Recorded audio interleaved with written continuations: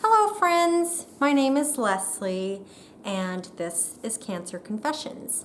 If you're here, chances are you searched metastatic breast cancer or breast cancer, terminal breast cancer. I am in the third week of a three-part series on all of the different types of chemotherapy that I have taken over the past 5 years of my metastatic breast cancer diagnosis. Today, I'm sharing what I'm currently taking, which is the combination of Ibrance and letrozole. Ibrance was recently approved just last January for treatment of metastatic breast cancer in patients who are estrogen receptor positive, which is what I am. What that means is my cancer, my metastatic breast cancer, eats estrogen, and that's what feeds it and makes it spread. So I take the letrozole, which is a hormone suppression drug, to prevent my body from producing excess estrogen for it to eat and grow and spread. And I take the Ibrance, which is the chemotherapy drug, to prevent the cancer from living and thriving and growing and to just put it into remission. At the current point that I'm talking to you, I have one active site, and I do have fluid in my lungs, which may or may not contain cancer cells. They can't really see those on the PET scan unless there's active tumors. So I'm in what they call stable condition. Now there's also no evidence of disease, which means that your cancer is in remission, not cured. I'm going to be referring to some notes that I took just to keep me on track, so I'm going to put my glasses on. As I said, I'm on Ibrance and letrozole, and I have to share with you that you can refer to the previous 2 weeks' videos. They're in a block of videos stored to my breast cancer and metastatic breast cancer treatment. It's at the top of the search engine in YouTube if you want to look for it. You can find all three in this series together. This medication is the best medication that I've been on. It has kept me the most stable. It has kept me the most active and engaged in life, and it has prevented huge amounts of side effects that I experienced with the first two chemotherapy treatments that I was on. This treatment is a treatment that you take 21 days of Ibrance, and then you get a 7-day break. The letrozole portion of it, I'm on every single day, all the time, no breaks, period. So what I'm talking about today, though, is the Ibrance, and next week, as a bonus, I will be talking more in depth about my feelings and experiences having taken the letrozole in conjunction with this drug. It won't be part of this series. I'm just going to touch on it and share other things in that video next week. The letrozole is a daily pill taken once a day. You have to take it with food. I choose to take it in the evening with dinner, but you could take it with lunch or breakfast, or you could even take it with a snack. However you want to do, which means that you have control over your treatment, which is one of the reasons that this is one of the best drugs that I've ever taken to try to extend my life with this disease. I have control. As I've said, it's 21 day on, 7 day off. I am on cycle 7, which means that I have been taking this. This is the beginning of my 7th month. The side effects of this drug are pretty common across the board with other drugs. You may experience tiredness or fatigue, respiratory infection, nausea, thinning hair or hair loss, diarrhea, low appetite, aches, pains.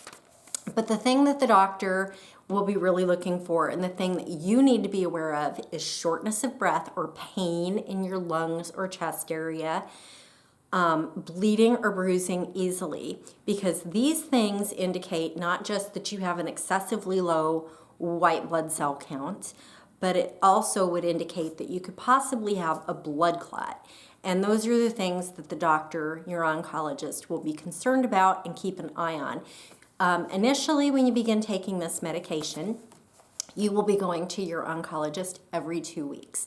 This is expressly to take blood work to see where your white blood cell count is. And if it's low, as I experienced one time in the past 7 months, they will give you a shot of Neupogen, and that shot will bolster the production of the white blood cells that will improve your energy level and help you to continue to thrive on this cancer treatment.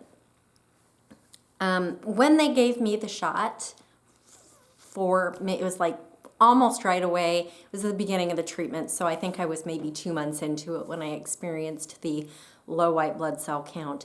My blood cell count rebounded very quickly. 2 weeks later, when I went back and had my checkup, it was within normal range. So I haven't had to receive any further shots. Everybody's experience is different, though. A lot of other women that I've communicated with on the internet have shared that every single month they've had to receive Neupogen shots. And it just depends on who you are and how your immune system works. Every single person is different. I do have thinning hair, excessively thinning hair, but I have hair, and that is another bonus of being on this medication. Very rarely do women or men, because men also get breast cancer and metastatic breast cancer, very rarely do you actually go bald or lose it in chunks. It just thins. So I would rather have, scraggly, thin hair than no hair at all. It helps me to feel a little bit more feminine, a little bit more healthy, less identifiable as a cancer patient. And I feel better not having that big C target on my back.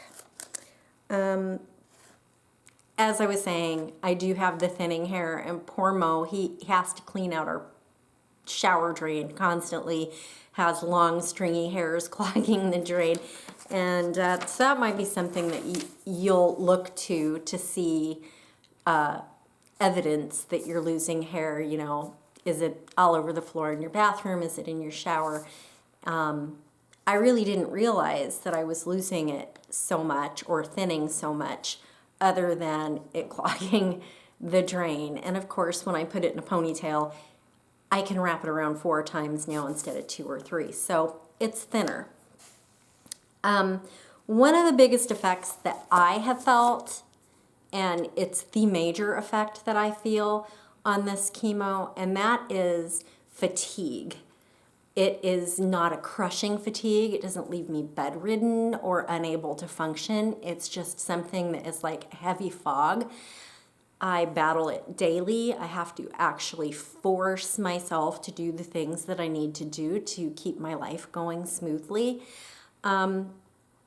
Everybody has different coping mechanisms. I'm currently using exercise to try to stimulate endorphin production and help me to have a little bit more energy. I try to eat more of a veggie-based, fruit-based diet to give me a lot of natural sugars and a lot of fuel for energy. I wouldn't call myself a vegetarian. I was for 5 years. I need protein to function. So that's a whole nother video. But other than that side effect, the most important side effect that I want to share with you, that all cancer treatment drugs across the board, and I would venture to guess that it doesn't just affect metastatic breast cancer or breast cancer patients, but all people who are taking chemotherapy to try to extend their lives, is depression and anxiety. And after being in treatment for what I have, metastatic breast cancer, for the past almost 5 years, I'm going to celebrate my 5-year Metziversary this year in March. I reached a point where I realized I was depressed. And I've always kind of battled anxiety in social situations and in just certain life environments can freak me out, like driving on highways being in unfamiliar areas, or being around people that I don't know.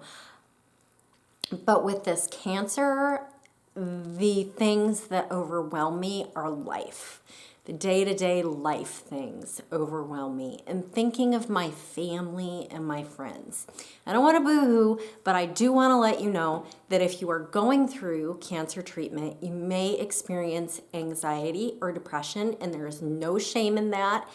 There are tons of different medications that your doctor could prescribe to you to help assist you during this time. Now, since I suffer through anxiety and I've had it periodically through my life, it's not something that is going to ever go away, and it is intensified because of the cancer. Now, depression, that is another thing. I've had a few really, really dark days, and I strongly recommend that if you are feeling overwhelmingly depressed, like you just simply cannot cope, share this with your oncologist, share this with your spouse or significant other, whatever relationship you're in. Communicate with the people that love you and surround you, and let them know that you're experiencing this, and get help. Medication helps, support groups help, support of family and friends help. It's all good, and it's necessary. It's not something that if you ask for help, you're admitting you're not strong enough to go through this. What you're admitting is you're just as human as the rest of us, and you need assistance like we all do. So don't be ashamed or embarrassed. It is not something to be hidden. It is something to be revealed and shared. And by you sharing it, you're also helping others. So, as I said earlier, my cancer is stable. It means it is not progressing. It is contained. I would prefer to hear that I have no evidence of disease. Oscar says hi.